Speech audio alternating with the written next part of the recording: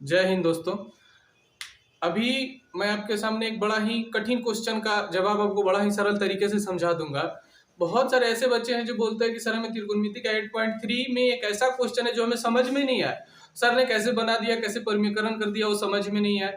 तो मैं उसको बड़ा ही सरल तरीके से समझाने वाला हूँ। तब तक के लिए आप हमारे वीडियो में बने रहिए, बिना स्किप किए हुए वीडियो को देखिएगा। मैं विश्वास दिलाता हूँ कि आपको बड़ा ही सहज तरीके से समझ में आएगा। आइए इसे समझते हैं। आपको दिया हुआ है कि साइन 45 बटा कोसेक 60 प्लस सेक 60 का वैल्यू निकाल के बताइए। तो हम इसमें करते क्या है, साइन 60 का वैल्यू आपको याद होगा 1/√2 होता है, प्लस कोसेक 60 का वैल्यू कितना होता है तो आपको याद होगा 2/√3 होता है।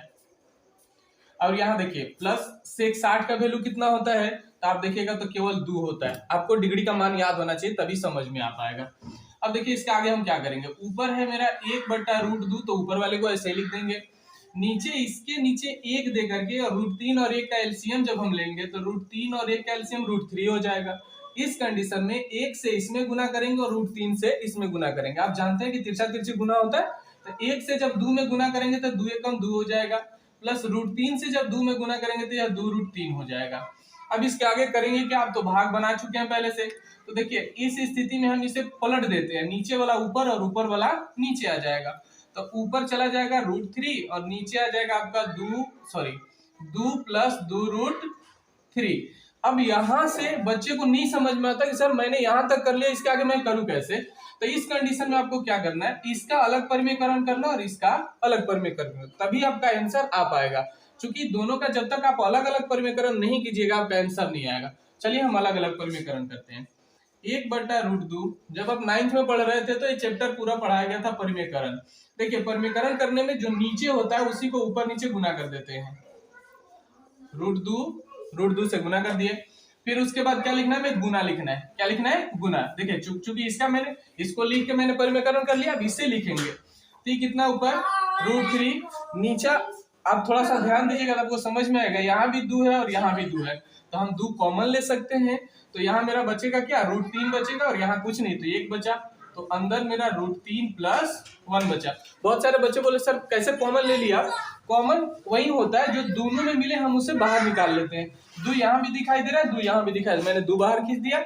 यहाँ जब कुछ नहीं बचा 2 निकाल दिए तो कुछ नहीं बचता है तो 1 लिखते हैं, और यहाँ 2 निकाल दिए तो कितना बचा, √3। तो यहाँ मैंने √3 प्लस 1 लिख दिया। अब आप ये भी सोच रहे होंगे कि सर यहाँ √3 है तो आपने यहाँ कैसे लिख दिया। देखिए 4 में प्लस 3 जोड़े तो भी 7 आता है, या 3 में प्लस 4 जोड़े तो भी 7 आता है। तो गुना में रहे या जोड़ में रहे हम इधर का अंक उधर लिख सकते हैं। बाकी भाग और घटाव में हम उसको ध्यान में रखते हैं। आपको ध्यान रखना है कि प्लस में रहे या मल्टीप्लाई में रहे, तो दोनों इसको इधर या उधर लिखा जा सकता है। इसीलिए मैंने √3 पहले लिख दिया, 1 को बाद में लिखा। अब इसका परिमीकरण जब हम करेंगे तो आप जब पढ़ रहे थे तो वहां बताया गया था कि इसका परिमीकरण करने के लिए जो चिन्ह होगा उसको पलट करके गुना करते हैं।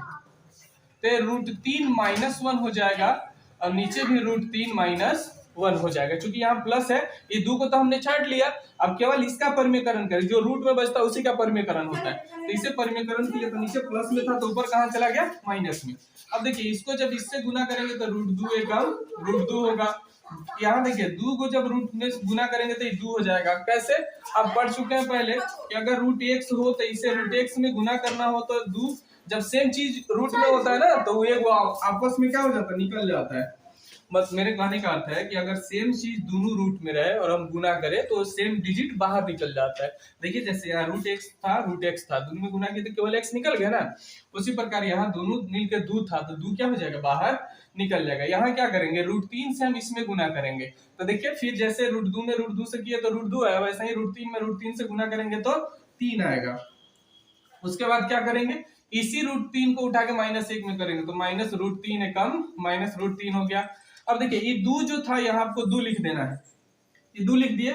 उसके बाद कंडीशन क्या है, सेम चीज प्लस में है सेम चीज माइनस में। तो आपको एक फॉर्मूला याद रखना है कि अगर a प्लस बी हो और a माइनस बी हो तो इसका डायरेक्ट फार्मूला होता है पहिलका का स्क्वायर माइनस दूसरका का स्क्वायर। मेरे कहने का अर्थ है a का स्क्वायर माइनस b का स्क्वायर का डायरेक्ट फार्मूला होता है, एक बार पकड़ के जोड़ दीजिए और एक बार पकड़ के घटा दीजिए। तो मैं यहाँ वही काम करूंगा कि सेम चीज जोड़ में और सेम चीज घटाव में है। तो मैं इसके लिए क्या करूंगा, पहले वाले का स्क्वायर माइनस दूसरे वाले का स्क्वायर, तो दूसरा क्या 1 है तो मैं इसका स्क्वायर कर दूंगा। अब इसके आगे देखिए हम क्या करेंगे,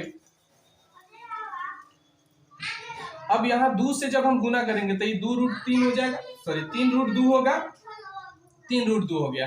अब माइनस ई रूट में जब रूट से गुना करेंगे तो आप 9th में ही पढ़े होंगे तो आपको याद होगा कि रूट अगर ए हो और यहाँ रूट बी हो तो दोनों एक में गुना होकर रूट ए और बी हो जाता है। तो यहाँ हम कंडीशन जब गुना कर रहे हैं इससे, तो ये तो नहीं होने वाला, रूट में नहीं है, लेकिन ये दोनों आपस में रूट में है, तो हम 3 में जब 2 से गुना करेंगे तो 2 तिया 6 हो जाएगा। और नीचे देखिए इसको इससे गुना करेंगे तो 2 दूनी 4, और यहाँ देखिए √3 का 2 बार गुना करेंगे, चूंकि यहाँ 2 बार गुना था तो केवल 2 निकला कि नहीं, तो √3 का जब हम 2 बार गुना करेंगे तो ये कितना बचेगा मेरा 3, और यहाँ 1 का तो गुना कितना बार कर ले 1 ही आने वाला है, तो ऊपर मेरा कितना बचा 3√2 माइनस √6, और नीचे देखिए 3 में से 1 घटेगा 2 बचेगा, 2 में 4 से गुना करेंगे 4 गुना 8, आपका फाइनल आंसर आ गया। चलिए आशा करता हूं कि आपको समझ में आया होगा। मिलते हैं ऐसे ही क्वेश्चन लेकर के एकदम सरल तरीके से बनाने का तरीका लेकर के अगले वीडियो में। तब तक के लिए जय हिंद। सब्सक्राइब करना नहीं भूले, जरूर सब्सक्राइब करें और लोगों तक शेयर करें। जय हिंद।